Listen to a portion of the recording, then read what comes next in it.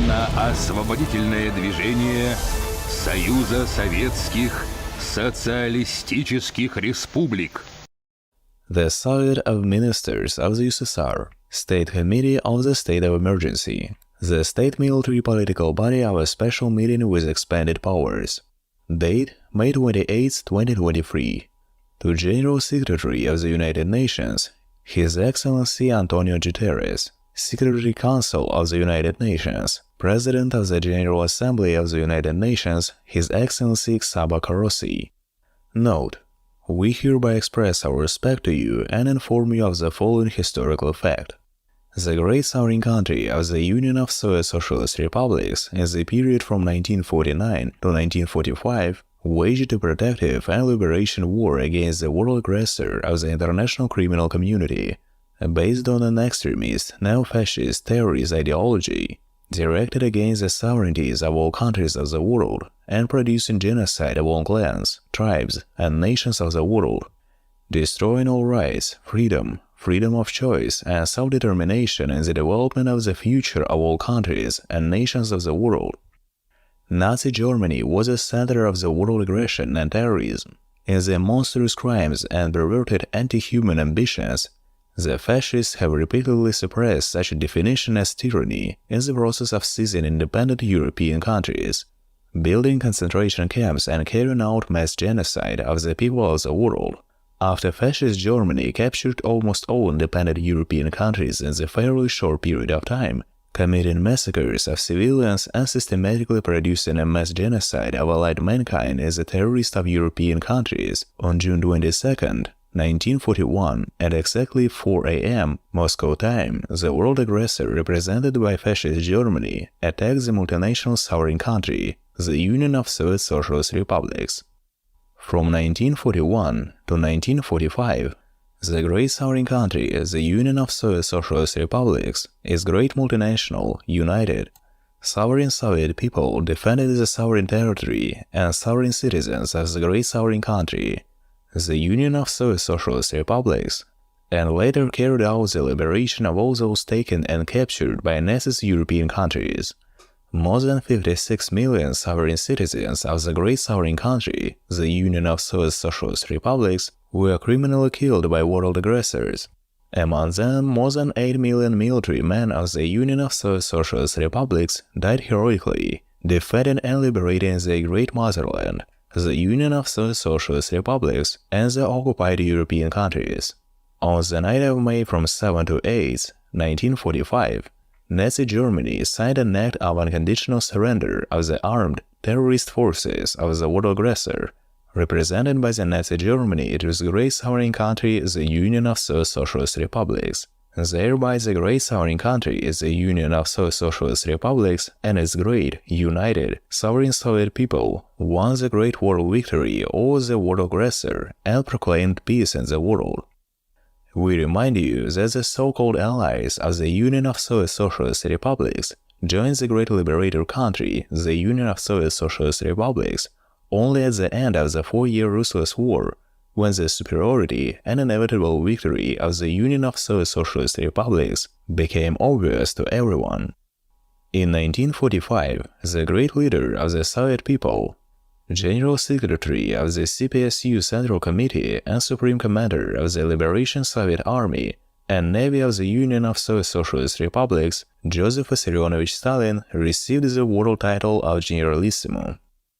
The great country of the winner and liberator in the Second World War, the Union of Soviet Socialist Republics, and the initiator and general founder of the United Nations as an international platform for discussion and decision-making in the areas between clans, tribes, nations and countries of the world through diplomacy and achievement of international agreements. The main goals of the United Nations were to resolve any problems and emerging conflicts at the international level through diplomatic peaceful means, to prevent wars, and to make decisions to suppress future alleged occurrences of international aggression. Also, the United Nations organization was obliged to observe and protect the rights and freedom of people, clans, tribes, nations, and countries that are members of the United Nations. One of the main symbols of international relations in the world was the lofty thesis, peace to world.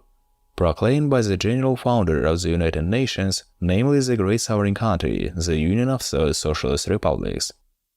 We hereby remind you that the several countries are included in the founding treaty establishing the United Nations. The Great Sovereign Country, the winner of the Second World War, the Union of Socialist Republics, has the largest share in the founding treaty and the maximum number of seats,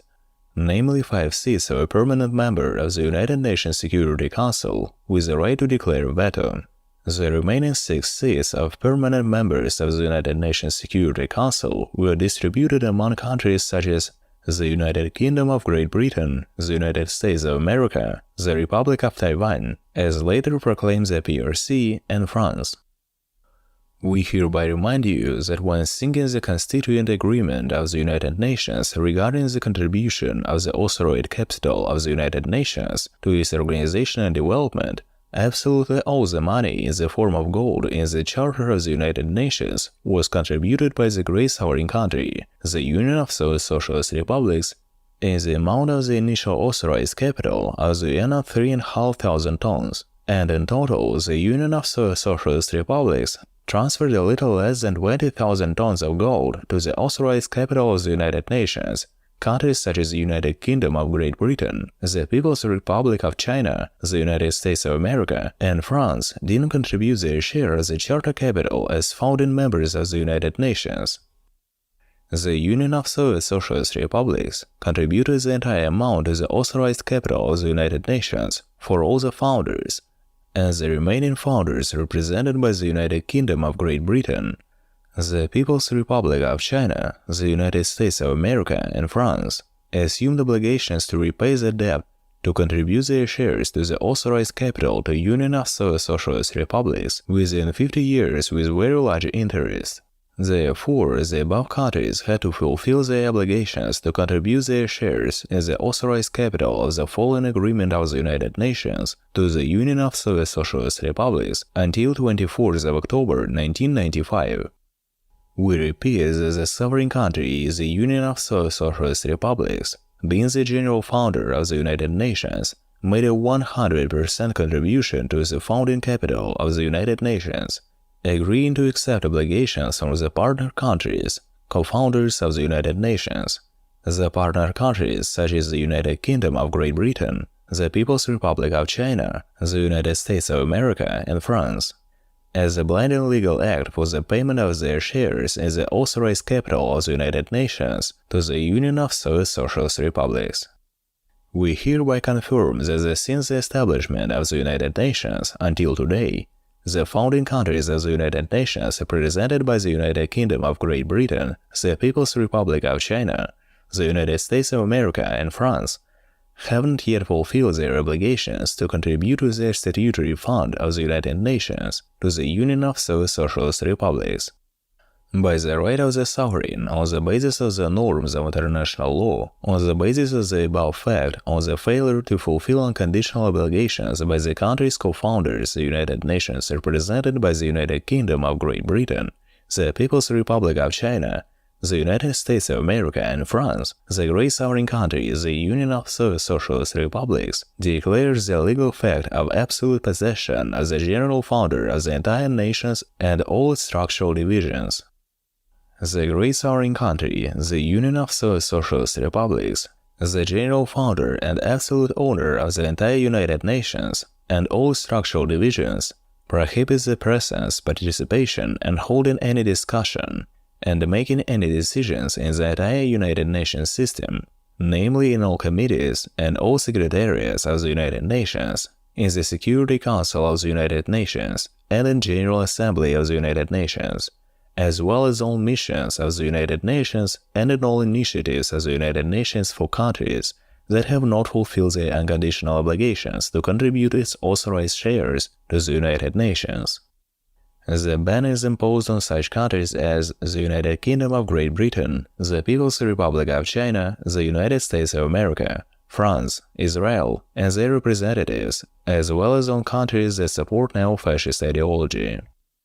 From the moment of signing this note, the Security Council of the United Nations is fully controlled by the general founder and the absolute owner of the United Nations and all structural divisions, the Great Southern Country, the Union of Soviet Socialist Republics, represented by the Supreme State Authority of the Union of Soviet Socialist Republics, the State Committee on the State of Emergency of the Union of Soviet Socialist Republics, headed by the Chairman of the SCSE of the USSR Army, Boris Khachimovich Satushiev, Commissioner of the SCSE of the USSR, Lieutenant General Arseniy Stanislavovich Chernomorov, as Secretary of the SCSE of the USSR, Major General Irina Alekseevna Gorbacheva.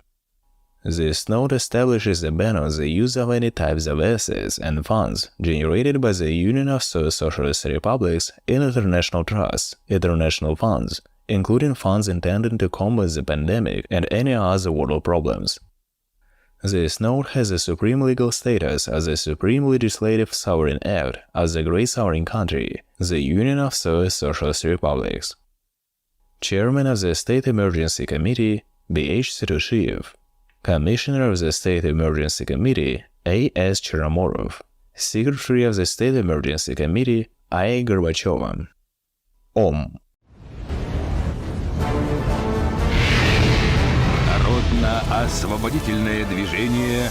Союза Советских Социалистических Республик.